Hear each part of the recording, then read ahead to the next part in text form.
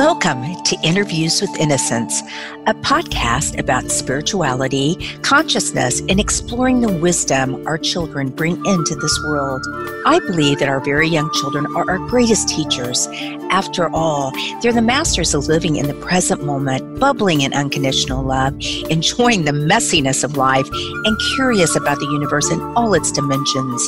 The pure essence that young children exhibit lives within all of us. My hope is that these interviews will help us discover, embrace, and connect with the sacred core of childhood that resides within each of our hearts. I am your host, Marla Hughes. As I mentioned last week, I will be reading a diary from Paul and Amber. Paul and Amber live in Poland. They are Poles, and they have taken in between 28 and 35 refugees, which they call guests because that's what they consider them, guests. And what the experience has been like. These guests are from the Ukraine, those that have come over. And so we will begin. Tuesday, March 8th, 2022. My ex-husband called this morning to see if he could help by sending money and spreading the word in San Diego. He asked, "Tell me about a typical day." What an interesting turn of phrase, as there is no typical day. Getting coffee and starting a fire in the downstairs fireplace is where typical ends. But one does look forward to the coffee and the warmth of the fire. Dare I say, we count on it in a world where counting on anything is a precarious business. 28 refugees in your house quickly converts a person's thinking from the theoretical to the actual. No longer do I speak in the abstract. Every night as I climb into bed, I am struck by the visceral and the practical in each minute of my day. I never knew one could contain so many emotions and complexes in one body, and then to multiply that by 28 is what the house and the land must support.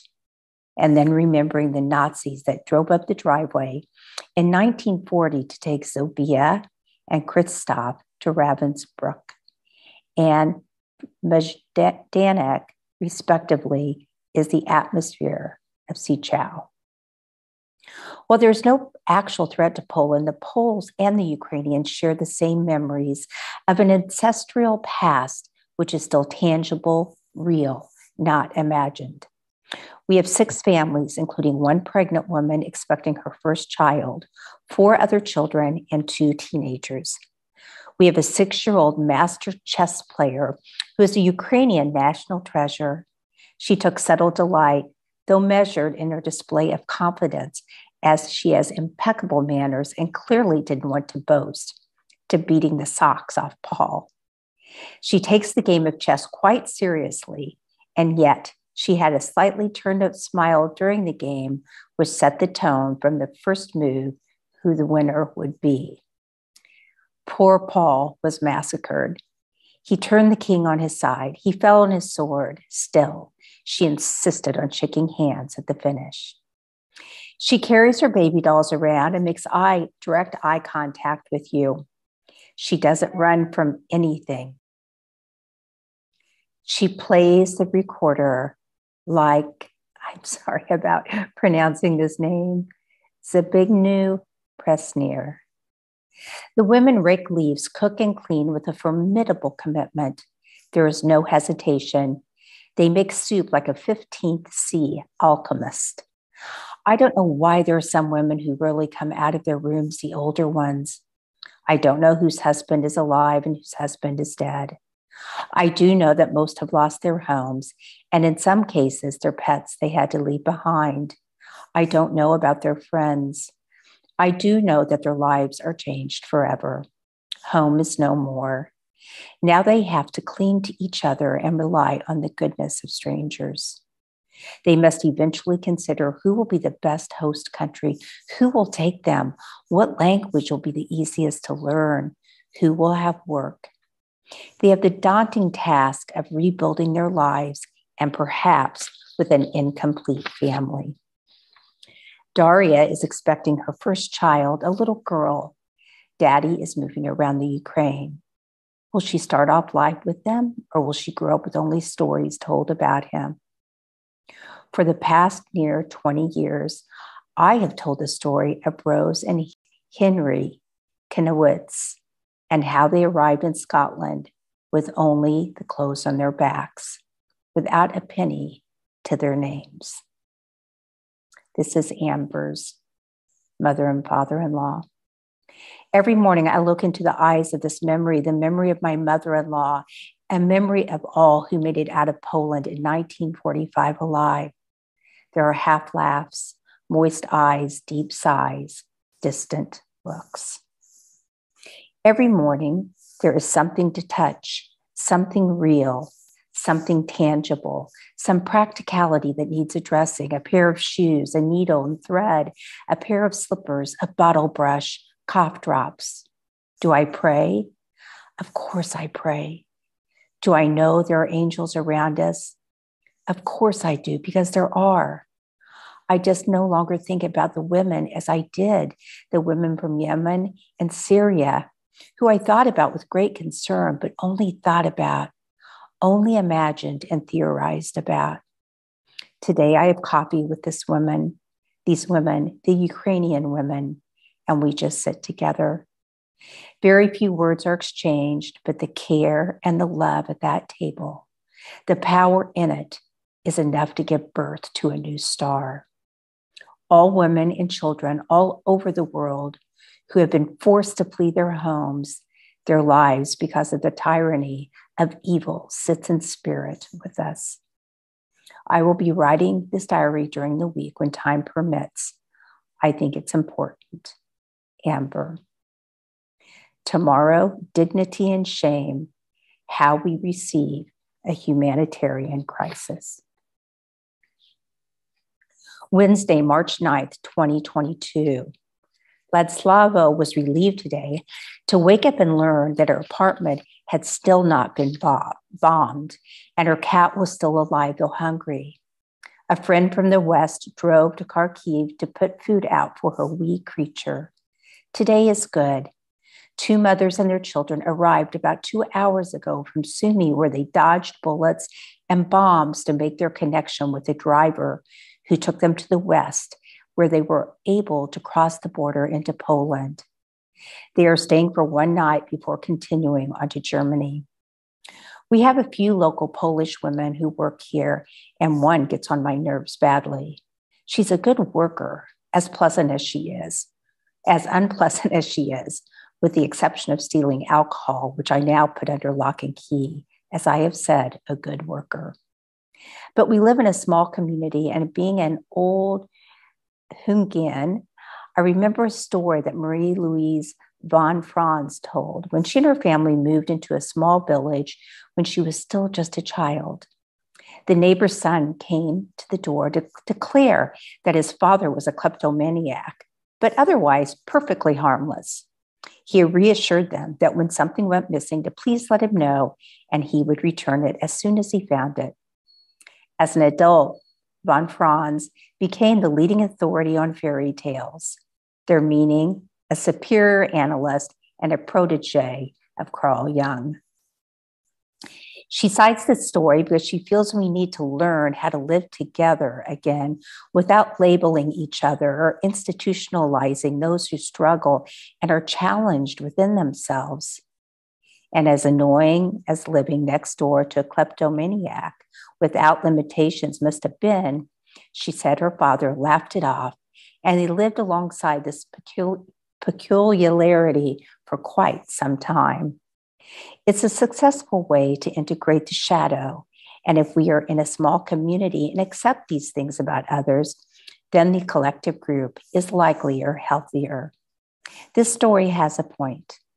Today, the woman who annoys me so badly told Paul that some of the Ukrainian women were helping themselves to too much of the food. There are some things that make me want to load up. After all, I am from Texas. I suppose it's in my nature. Fortunately, I have poor vision. What's on many a mind in the Polish countryside is the story that asks, Who among the Ukrainians is rich? Are there Ukrainians who have a car, for example? How much is the car worth? We had 4 women drive from the Ukraine, so their cars are of particular interest. By the way, this is not a foreign topic of conversation in the cities either. It's an extraordinary phenomenon that the suspicion sets up early. To begin, there's a language barrier. Add to that a lot of assumptions and narrow-mindedness, and suddenly you have an inferior group of people called refugees, immigrants, who are going to take away our jobs, our money, overwhelm our cities, and result in the ruination of our economy. There is an attitude among those who are inclined to such attitudes. For example, to buy the cheapest cuts of meat, the block cheeses with no flavor, mealy apples, and old vegetables good enough for soup. These refugees don't need anything new. They will survive on donations and canned fish. Sichow is full of the most interesting people. We have artists, musicians, our little 6-year-old chess player, financial planners, and probably a teacher or two. In time, I will discover such things about our guests, but for now, they are my guests.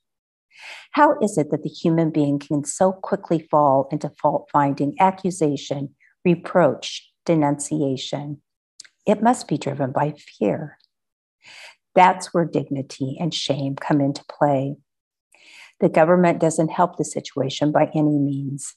And the headmaster of the school next door is upset with us because there has been a border dispute raised about their property since it fell into ruin and was neglected by the communists for decades after the war.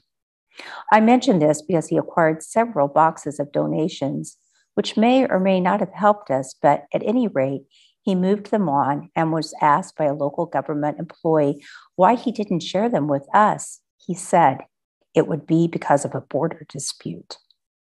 The clothes weren't per me. Thus, I refuse to call them refugees. They are my guests. They are in equal territory and have something to teach me. I can learn from their lives. When Vladislava was leaving our conversation today, she said, "You know, we don't think in terms of dates or days of the week anymore. We think in terms of war. It's been 14 days since the start of the war. Tomorrow will be 15. I'm going to read one more day and then I'll continue next week. March 11th, 2022, day 16. This was the welcome speech at the general meeting yesterday, where Paul was recognized. I want to welcome each of you and tell you that it's an honor for Paul and I to receive you here at Sichow, here in our home. I'm sorry, this is what they were telling the guests that were staying at their home. We consider you as our guests, and we are here to serve you. As a mother and woman, I am particularly passionate about your comfort and your well-being, in particular about your specific needs. I'm also very aware of the need for you to maintain your own sense of dignity, way of living, and routine as best as is possible under the circumstances. Paul and I are here to help with that. There are a few things that will be discussed today that will hopefully make our lives together a bit more united. Finally, it is of great importance to me that for as long as you're here, you feel the freedom of protection and safety for yourselves and for your children. We are a community now, even if only for a little while or a long while.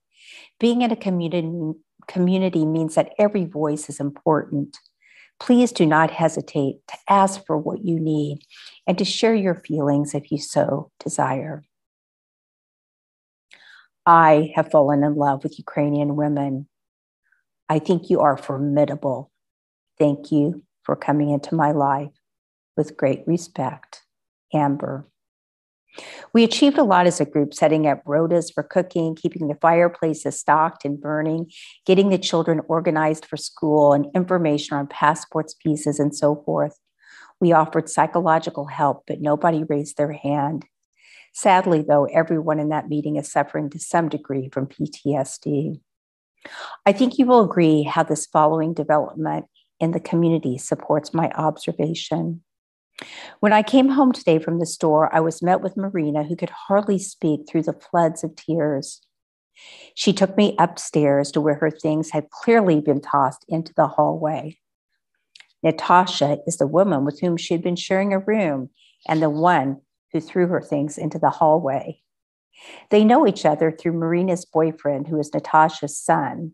Because of the language barrier, all I could understand was Marina had been accused of kicking Natasha's dog. It took me a bit of negotiation to get Marina's phone and her shoes back from the room, but when I managed to do so, I relocated her to the palace where she is spending the next few days. The palace is what we call Stefan's house. It's an old 18th C manor home. In Polish, a dwór, D-W-O-R. One of the things that Marina kept saying over and over again is, I can do this, I'm in control, I'm in control, I can do this, I'm in control. She is not in control. She is in shock and she is traumatized. And now she has jumped onto one of these volunteer sites where people offer to take you to various parts of Europe, usually in the cities where there is no promised work. She has been offered such a ride to the Netherlands and actually been guaranteed work, to which she cannot say what type of work because, in fact, it is non-existent work.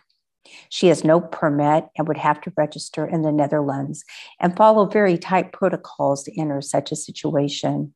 In theory, it would be a good idea for her to be in a city, but to run off to where she knows no one is not a good idea. She has no place to stay, no money, no job, and knows no one. I think I will ask for a translator and see if we cannot somehow reach some sort of reconciliation together. I am frightened because of the human trafficking network whose perpetrators pluck young girls from Eastern Europe, and Marina is a classic catch. She's 22, wide-eyed, pretty, naive, and comes from a broken home. Her vulnerability makes her an easy target. I'm worried about Marina and can only promise to write when I know something more. I think what strikes me most from the point of view as a witness to the trauma of war and its effect on people is how far-reaching and elaborate the system of disruption. This young girl has now not only escaped the shelling of her neighborhood in Kharkiv, but her boyfriend has abandoned her in favor of the mother's side of the story. She thinks she is alone, but as long as she is here, she is not alone. I can see in her eyes that she's not ready to leave, and I want to protect her until we can find a suitable solution. She confessed that she is very nervous and unsettled when there is conflict, and all she wants to do is run and run and run. I assured her that conflict resolution, and the finesse of such things can only be learned. They do not come to us naturally. I gave her a warm hug and shared that I'm now in my senior years, and conflict resolution is still a challenge, but I'm learning. There is quite a misconception among the young that everyone else has their life in order, everyone except them. What I did tell her is that most people on the planet are besieged by internal chaos. She is not alone. We will see how tomorrow unfolds. Anticipating day 17.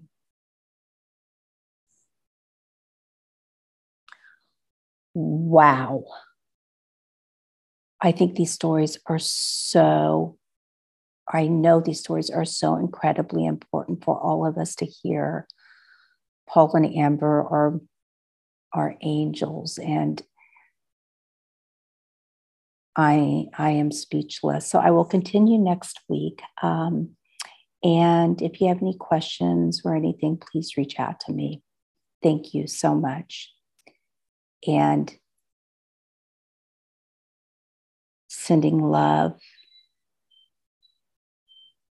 hope, grace to the beautiful people of Ukraine. Amen. I just wanted to share that in the show notes, I will be putting Amber and Paul's bios just for you to read about them and their backgrounds, because they're both fascinating people. And also the information if you would like to make a donation to their fund helping the Ukrainian people. Thank you.